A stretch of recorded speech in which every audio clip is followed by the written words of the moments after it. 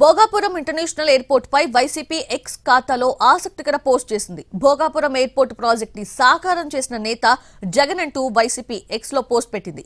ఆంధ్రప్రదేశ్ కి అంతర్జాతీయ విమానాశ్రయాన్ని అందించినందుకు థ్యాంక్ యూ జగన్ అన్న అంటూ ఈ పోస్ట్ లో ప్రచారం చేసింది. ఎయిర్పోర్ట్ భూసేకరణకు జగన్ ప్రభుత్వం 1200 కోట్ల రూపాయలు ఖర్చు చేసిందని, అవసరమైన అన్ని అనుమతులు పొందటం, నిర్వాసిత కుటుంబాలకు పరిహారం చెల్లించటం జగన్ హయాంలోనే పూర్తయ్యాయని ఈ పోస్ట్ లో ప్రస్తావించింది. మౌలిక సదుపాయాల అభివృద్ధి కూడా అప్పుడే జరిగిందని వైసీపీ స్పష్టం చేసింది. అయితే ఈ ఘనతను చంద్రబాబు తన ఖాతాలో వేసుకుంటున్నారని వైసీపీ ఆరోపించింది. భోగాపురం విమానాశ్రయానికి పునాది వేసి దానిని సాధ్యం చేసిందెవరో ప్రజలకు తెలుసని, ధన్యవాదాలు జగనన్న అంటూ వీడియో పోస్ట్ చేశారు.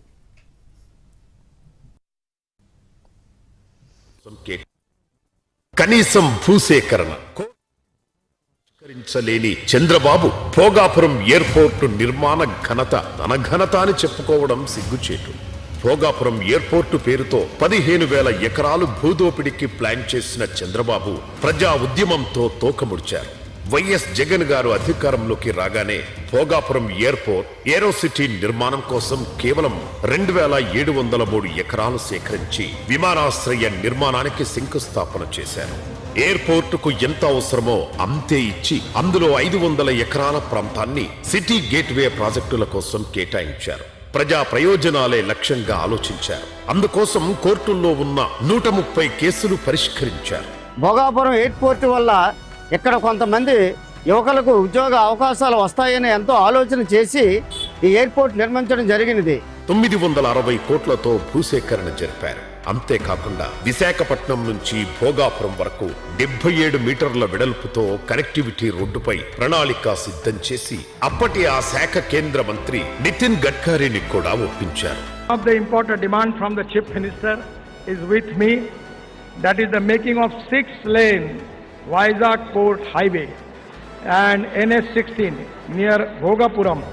The length is 55 kilometers. Cost is 6,300 crore.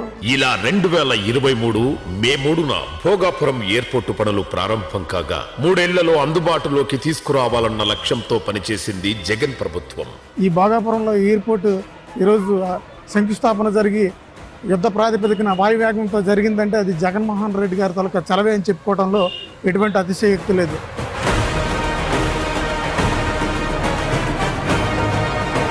ఎయిర్పోర్ట్లు అందుబాటులోకి వస్తే వేల ఉద్యోగాలు వస్తాయని, భూముల విలువ పెరుగుతుందనే లక్ష్యంతో జగన్ అడుగులు ముందుకు వేశారు.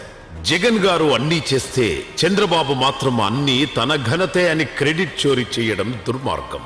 ఈ 500 ఎకరాలను రద్దు చేసి తిరిగి వెనక్కి ఇచ్చేశారు. మరి అన్ని అంగులతోటి అన్ని అనుమతులతో భోగాపురం ఎయిర్పోర్ట్ వారు నిర్మిస్తే మరి ఈరోజు 30% వారు చేసి మేమే ఈ ఎయిర్పోర్ట్ని కట్టాం, మేమే ఎయిర్పోర్ట్ని